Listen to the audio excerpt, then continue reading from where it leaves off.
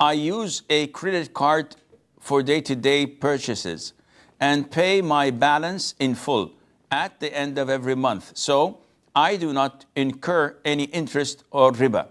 With this credit card, after every 3 to 4 months, I get vouchers to spend in a shop. The value of the vouchers is dependent on how much I had spent on the credit cards. Is using these vouchers sinful?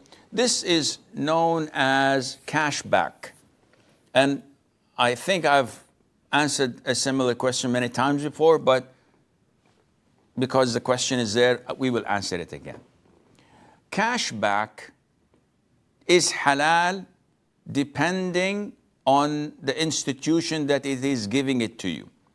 Meaning, why do we say that if I open a bank account and they refund me or give me instantly $100 as a gift, why do we say that this $100 is haram and riba?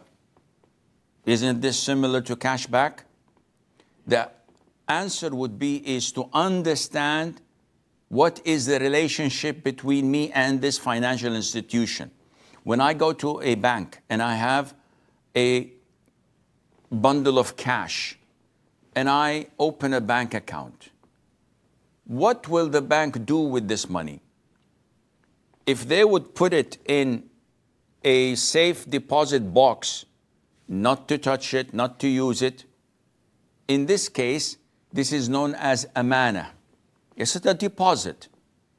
Even if the bank was burned to the ground, in addition to my money, I cannot come and say, give me my money back. They said, it's gone, it's burnt. I can't say, this is none of my business. I gave you my money as a deposit. And you would say, yes, but the bank was burnt to the ground. It's not our fault. It's an act of Allah Azza wa Jal and a force majeure, as they call it. In this case, yes. If they give you cash back, there's no problem because you did not lend them anything. But anyone who goes and opens a bank account and deposits his money is a loan to the bank.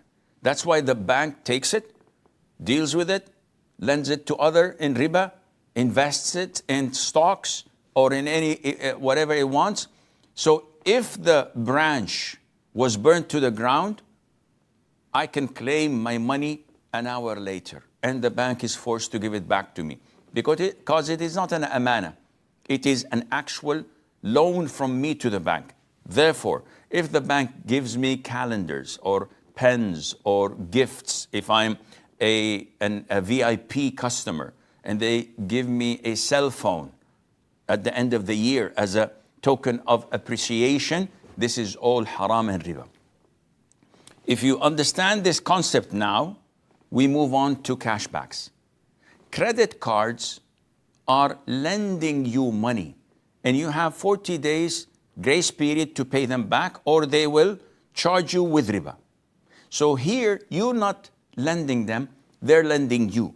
So, Shakir, if it is as you say, that you pay before the grace period is over, so there's no riba, none whatsoever. And I will not go into the ruling of getting a credit card, but if you have one already, and you buy and you pay them immediately, and they give you cash back, this is okay. You can use the voucher, you can use the money, no problem in that. But if you have a debit card is a card that you charge with money. So you give them money in advance so that you can use it. Now you are lending the debit card company money and you're using it over time and they're giving you cash back. This is interest on the loan that you had given them. Likewise, apps that require that you give them money. So you deposit 10,000 riyals and you can transfer money with that. And you can pay your phone bills, you can pay electricity bills, you can do whatever you want until it is over. Then you have to recharge it again. And they give you cash back, it's the same concept. You're lending them money and they're giving you profit and percentage, and Allah Azza wa Jal knows best. And